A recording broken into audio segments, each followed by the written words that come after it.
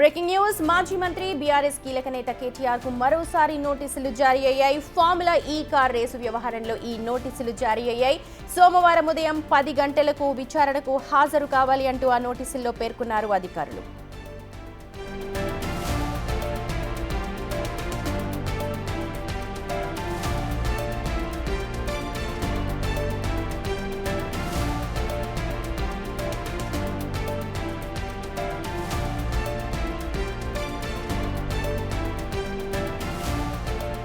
మా ప్రతినిధి సురేష్ ఉన్నారు అప్డేట్స్ అందించడానికి. సురేష్, ఈ కార్ రేసు వ్యవహారంలో మళ్ళీ మరోసారి నోటీసులు కేటీఆర్ కు సర్వ్ చేసినట్టుగా తెలుస్తోంది. ఒకసారి ఫుల్ డీటెయిల్స్ చెప్పండి. ఈ ఫార్ములా కేసులో కేటీఆర్కి రెండోసారి నోటీసులు జారీ చేశారు. గత నెలలోనే కేటీఆర్కి విచారణకు రావాలని చెప్పేసి ఏసీబీ నోటీసులు జారీ చేసినప్పటికీ ఆయన విదేశీ పర్యటన అమెరికాలో బీఆర్ఎస్ పార్టీకి సంబంధించి రజతోత్సవాలు జరుగుతున్నాయి కాబట్టి అక్కడికి వెళ్తున్నాను, వెళ్ళొచ్చిన తర్వాత మళ్ళీ విచారణకు హాజరవుతానని చెప్పేసి కేటీఆర్ ఏసీబీకి తెలపడం జరిగింది. అందులో భాగంగానే సోమవారం ఉదయం 10 గంటలకు విచారణకు హాజరు కావాలని చెప్పేసి కేటీఆర్కి ఏసీబీ నోటీసులు జారీ చేసింది. ఈ నోటీసుల్లో ఆయన ఇప్పటికే ఒకసారి విచారించారు. ఆ రోజు సుదీర్ఘంగా కేటీఆర్ని విచారించి అసలు ప్రభుత్వ నిధులు దుర్వినియోగం సంబంధించి ఏ విధంగా జరిగింది, అసలు ఈ ఫార్ములాకు సంబంధించిన ఈ కార్ రేస్ని హైదరాబాద్లో ఎందుకు నిర్వహించాలనుకున్నారు, ఎవరైతే స్పాన్సర్స్ ముందుగా వచ్చిన వారు ఎందుకు వెనుకకు వెళ్ళారు, ఆ తర్వాత హెచ్ఎండిఏకి సంబంధించిన నిధులని ఖర్చు చేయాల్సిన పరిస్థితి ఎందుకు ఏర్పడింది, వాటికి సంబంధించిన అన్ని వివరాలపైన కేటీఆర్ని ప్రశ్నించడం జరిగింది. ఇదే కేసులో ఇప్పటికే హెచ్ఎండిఏ మాజీ అధికారులతో పాటు ఐఏఎస్ అరవింద్ కుమార్ని కూడా ఏసీబీ విచారించడం జరిగింది. ఈ కేసుకు సంబంధించి ఈ ఫార్ములా రేసింగ్ చేసే కంపెనీకి సంబంధించిన ప్రతినిధుల స్టేట్మెంట్ కూడా ఏసీబీ అధికారులు రికార్డ్ చేశారు. చాలా అనేక సమాచారం రాబట్టినప్పటికీ ఇప్పుడు కేటీఆర్ని రెండోసారి విచారించబోతున్నారు. కేటీఆర్ మళ్ళీ విచారణలో ఏం చెప్తారో అసలు దీనికి సంబంధించి ఏసీబీ అధికారులు కూడా ప్రిపేర్ అయ్యారు. ఇన్ని రోజుల పాటు జరిపిన విచారణకు సంబంధించిన ఇన్వెస్టిగేషన్లో కొంత సమాచారాన్ని కేటీఆర్ ముందు ఉంచి విచారించే అవకాశం కనబడుతుంది. గతంలో కేటీఆర్ తను న్యాయవాది ఉంటేనే నేను విచారణకు వస్తాను, లేకుంటే ఒంటరిగా రాను అని చెప్పేసి హైకోర్టుకు వెళ్ళడం జరిగింది. హైకోర్టు కూడా కేటీఆర్ తరపున న్యాయవాదిని కూడా అనుమతించాలని చెప్పేసి ఆదేశాలు జారీ చేయడంతో కేటీఆర్ ఎమ్మటి న్యాయవాది కూడా మొదటిసారి విచారణకు రావడం జరిగింది. మళ్ళీ రేపు కేటీఆర్ ఒక్కరే వస్తారా, తన న్యాయవాదిని కూడా తీసుకొని వస్తారా అనేది కూడా సోమవారం తెలిసే అవకాశం కనబడుతుంది.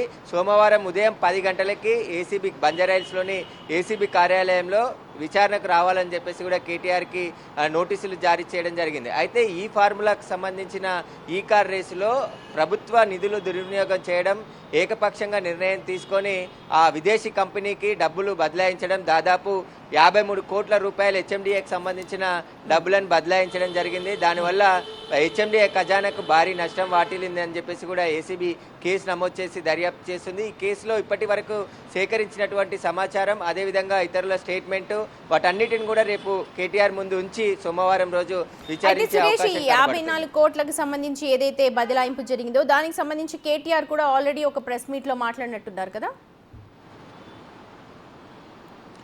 ప్రెస్ మీట్ పెట్టి మాట్లాడారు. విచారణ అనంతరం కూడా బయటకు వచ్చి మాట్లాడారు. అక్కడ ఎక్కడ కూడా అవినీతి జరగలేదు, కంపెనీకి డబ్బులు బదలాయించాము, ఈ రేసింగ్ జరగడం వల్ల భారీగా పెట్టుబడులు హైదరాబాద్కి వచ్చాయి అని చెప్పేసి కూడా ఆయన చెప్పే ప్రయత్నం చేశాడు. కానీ ముందుగా ఈ ఫార్ములాకు సంబంధించిన కంపెనీకి అదేవిధంగా ప్రభుత్వానికి మధ్య ఒక ఎంఓ జరిగింది. అదంతా కూడా ఎవరైతే మధ్యవర్తి ఉన్నటువంటి స్పాన్సర్ల ద్వారా డబ్బులు చెల్లిస్తామని చెప్పేసి కూడా అగ్రిమెంట్ చేసుకున్నారు.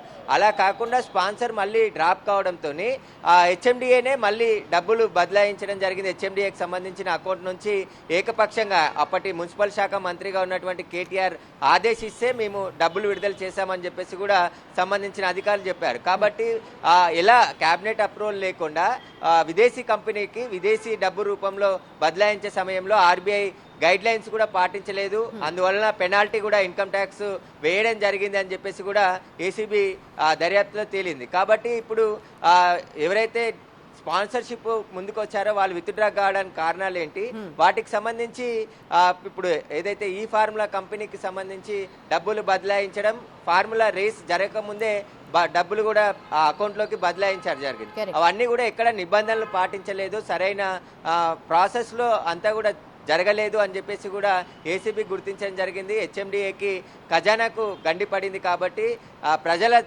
ధనమంతా కూడా దుర్వినియోగం అయిందని చెప్పేసి కూడా ఏసీబీ కేసు నమోదు చేసింది. ఇప్పుడు ఈ కేసులోనే ఇప్పుడు రెండోసారి కేటీఆర్ విచారణకు హాజరు కాబోతున్నాడు. ఈ కేసుకు సంబంధించి అనేక ఆధారాలు ఇప్పటికే ఏసీబీ సేకరించింది. హైకోర్టు డైరెక్షన్ ప్రకారమే కేటీఆర్ని గతంలో విచారణ జరిపింది. ప్రస్తుతం ఇప్పుడు సోమవారం మళ్ళీ విచారణకు హాజరు కాబోతున్నాడు కాబట్టి సోమవారం కేటీఆర్ ఏ విధంగా విచారణకు సహకరిస్తాడు, గతంలో కూడా ఆయన చెప్పిందే చెప్పడం జరిగిందని చెప్పేసి ఏసీబీ అధికారులు చెప్పడం జరిగింది. ఆయన కూడా ఈసారి కూడా న్యాయవాదుల్ని తన వెంట తీసుకెళ్లే అవకాశం ఉందా? కేవలం ఈ న్యాయవాదుల్ని తన వెంట తీసుకెళ్లేదు ఓన్లీ ఫస్ట్ టైం సర్వీస్ చేశారు, నోటీస్ సర్వ్ చేశారు, దానికి అప్లికబుల్. ఇప్పుడు దీనికి కూడా అప్లికబుల్ అవుతుందా? ఇది సెకండ్ టర్మ్ ఇచ్చారు కదా. నేను వస్తాను అని చెప్పేసి చెప్పి తిరిగి వెళ్ళడం జరిగింది. ఆ తర్వాత హైకోర్టులో పిటిషన్ వేసి హైకోర్టు ద్వారా న్యాయవాదిని కూడా అలో చేయాలని చెప్తే ఖచ్చితంగా విచారణ రూమ్ వరకు ఆ న్యాయవాదిని అలో చేశారు. ఏదైతే ఒక రూము కేటీఆర్ విచారణ కనిపించే విధంగా అడ్వకేట్ని కూర్చోపెట్టాలని చెప్పేసి కూడా ఏదైతే ఏసీబీ అధికారులకు ఆదేశాలు జారీ చేయడం జరిగింది. ఆ ఆదేశాల మేరకే కేటీఆర్ని తన న్యాయవాది సమక్షంలో విచారించారు. ప్రస్తుతం మళ్ళీ సోమవారం రోజు విచారణకు హాజరవుతున్నారు కాబట్టి తన న్యాయవాదితోనే హాజరవుతారా లేదంటే కేటీఆర్ స్వయంగా విచారణకు హాజరవుతారా అనేది కూడా తెలియాల్సింది. కానీ కేటీఆర్ గతంలో కూడా అంటే ఈ కేసులో అవినీతి జరిగింది, నిధులు సొంతంగా నిర్ణయాన్ని తీసుకొని క్యాబినెట్ అప్రూవల్ లేకుండా ఒక విదేశీ కంపెనీకి విదేశీ డబ్బుల రూపంలో బదలాయింపుడు చేశారు. కాబట్టి ఏదైతే హెచ్ఎండిఏకి సంబంధించిన బ్యాంక్ అకౌంట్ ఉంటుందో ఆ బ్యాంక్ అకౌంట్కి సంబంధించిన బ్యాంక్ అధికారుల స్టేట్మెంటు, హెచ్ఎండిఏ అధికారుల స్టేట్మెంటు, అదేవిధంగా అప్పటి మున్సిపల్ సెక్రటరీగా పనిచేసినటువంటి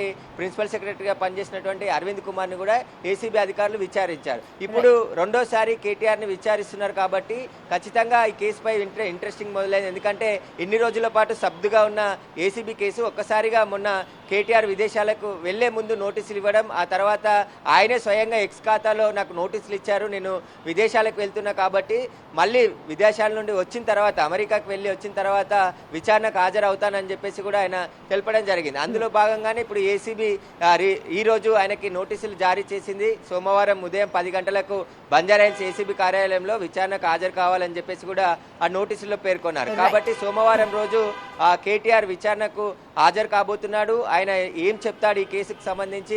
ఇప్పటికే ఇది లొటపీస్ కేసు, అసలు ఏసీబీ కేసు కాదు అని చెప్పేసి ఆయన ప్రెస్ మీట్లలో కూడా మాట్లాడడం జరిగింది. అసలు అది కేసే కాదు, అక్కడ అవినీతే జరగలేదు, కంపెనీకి వెళ్ళిన డబ్బులు కంపెనీకే వెళ్ళాయి, వాళ్ళు మాకు వచ్చాయి అని చెప్పేశారు. అసలు ఏసీబీ కేసు ఒక లొటపీస్ కేసుతో పోల్చడం జరిగింది. ఈ కేసు అసలు నిలబడదు అని చెప్పేసి కూడా చెప్పారు. కాబట్టి ఇప్పుడు ఏసీబీ అధికారులు దానికి కావాల్సిన ఆధారాలన్నిటిని కూడా సేకరించడం జరిగింది. ఇప్పుడు సోమవారం రోజు కేటీఆర్ని విచారించి ఎలాంటి సమాచారం రాబడతారో, అసలు ఏం జరిగింది ఈ కేసులో, ఇప్పటి వరకు జరిగిన పురోగతి అంతా కూడా కేటీఆర్ ముందు ఉంచి విచారించే అవకాశం ఉంది. విచారణకు సంబంధించిన పూర్తి సమాచారాన్ని కోర్టుకు కూడా తెలిపే అవకాశం ఉంది. కాబట్టి రేపు సోమవారం రోజు కేటీఆర్ విచారణకు హాజరైన తర్వాత ఏం జరుగుతుంది అనేది కూడా ఉత్కంఠగా మారింది. అసలే జూన్ నెలలో వరుసగా కేసుల విచారణ జరుగుతుంది. ఒకవైపు ఫోన్ ట్యాపింగ్ కేసు విచారణ జరిగింది, మరోవైపు కేసీఆర్ కూడా స్వయంగా కాళేశ్వరం కమిషన్ ముందు విచారణకు హాజరయ్యాడు, హరీష్ రావు విచారణకు హాజరయ్యాడు, ఇప్పుడు కేటీఆర్ విచారణకు హాజరు కాబోతున్నాడు. జూన్ నెల అనేది ఇప్పుడు బీఆర్ఎస్ పార్టీలో హాట్ టాపిక్ గా మారింది. తెలంగాణలో కూడా జూన్ నెలలో చాలా ఇంట్రెస్టింగ్ అయినటువంటి కేసులు విచారణ జరుగుతున్నాయి. జరిగిన తర్వాత ఏం జరుగుతుంది అనేది కూడా ఉత్కంఠగా మారింది. కాబట్టి సోమవారం రోజు ఈ విచారణకు ఏసీబీ విచారణ కేటీఆర్ హాజరు కాబోతున్నాడు. హాజరైన తర్వాత ఏసీబీ ఫర్దర్ గా ఎలా యాక్షన్ తీసుకోబోతుంది అనేది ఇప్పుడు ఇంట్రెస్ట్ గా మారింది. Right Suresh, thank you so much. మొత్తానికి కేటీఆర్ కు మరోసారి నోటీసులు సర్వ్ అయ్యాయి. ఈ కార్ రేసు వ్యవహారంలో A1 గా ఉన్న కేటీఆర్, A2 గా ఐఏఎస్ అరవింద్ కుమార్, A3 గా HMDA chief engineer BLN Reddy ఉన్నట్టు మనకు తెలిసిందే. అయితే అనుమతి లేకుండానే హెచ్ఎండిఏ ఒప్పందం చేసుకోవడం, అలాగే ఆర్బీఐ అనుమతి లేకుండా దాదాపు 46 కోట్ల మేర విదేశీ కరెన్సీని చెల్లించడం లాంటి వ్యవహారాలపై ఏసీబీ కేసు నమోదు చేసింది. అధికారులపై విచారణకు ప్రభుత్వం ఇంతకు ముందే కూడా అనుమతి ఇచ్చి ఉంది. ఇక ఫార్ములా ఈ ఆపరేషన్స్ ఎస్ నెక్స్ట్ జెన్ పురపాలక శాఖల మధ్య 9, 10, 11, 12వ సీజన్ల కార్ రేసులు నిర్వహించేలా కూడా ఒప్పందాలు కుదిరాయి. దాదాపు 2023 ఫిబ్రవరి 10, 11 తేదీల్లో నెక్లెస్ రోడ్లో 9th సీజన్ రేసింగ్ నిర్వహించారు. ఈ రేసు నిర్వహించిన విదేశీ సంస్థకు హెచ్ఎండిఏ బోర్డు, ఆర్థిక శాఖ, ఆర్బీఐల అనుమతులు ఏవి కూడా తీసుకోకుండా నేరుగా దాదాపు 55 కోట్ల రూపాయలు చెల్లించడమే దీనికి వివాదాస్పదంగా మారింది. ఈ అంశం మీదే ప్రస్తుతం కేటీఆర్ని ప్రశ్నిస్తూ ఉన్నారు. ముఖ్యంగా 46 కోట్ల వరకు డాలర్ల రూపంలో చెల్లించారు అన్నది ప్రధాన అభియోగం. వీటన్నిటిపైన ఏసీబీ ఇప్పుడు దర్యాప్తు జరుపుతోంది. ఒకసారి కేటీఆర్ని పిలిచారు, మాట్లాడారు. అసలు ఈ కేసు సంబంధించి కాదు, అసలు ఇది పెద్ద కేసే కాదు అంటూ చాలా తీసిపారేశారు కేటీఆర్. మరి రెండోసారి ఇప్పుడు కేటీఆర్ను ఏసీబీ అధికారులు విచారించబోతూ ఉన్నారు. రేపు సోమవారం ఉదయం 10 గంటలకు హాజరవ్వాల్సిందిగా కూడా నోటీసులు సర్వ్ చేశారు. మాజీ మంత్రి కేటీఆర్ ఏసీబీ నోటీసులు అందుకున్నారు. మరి రేపు సోమవారం ఉదయం 10 గంటలకు హాజరవుతారా, ఎలా హాజరవుతారు ఏంటి అన్నది ఇప్పుడు ఉత్కంఠగా మారింది. మా ప్రతినిధి సురేష్ చెప్పినట్టు జూన్ మాసం నిజంగా చాలా కీలకంగా మారబోతోంది. బీఆర్ఎస్ అగ్ర నేతలందరికీ కూడా ప్రస్తుతం జూన్ మాసంలో వినూత్నమైన రీతిలో ఒక్కొక్క ఇష్యూ బయటకు వస్తోంది. సో జూన్ నెల గడిస్తే గండం తప్పినట్టుగా బీఆర్ఎస్ కార్యకర్తలు కూడా అంటున్నారు.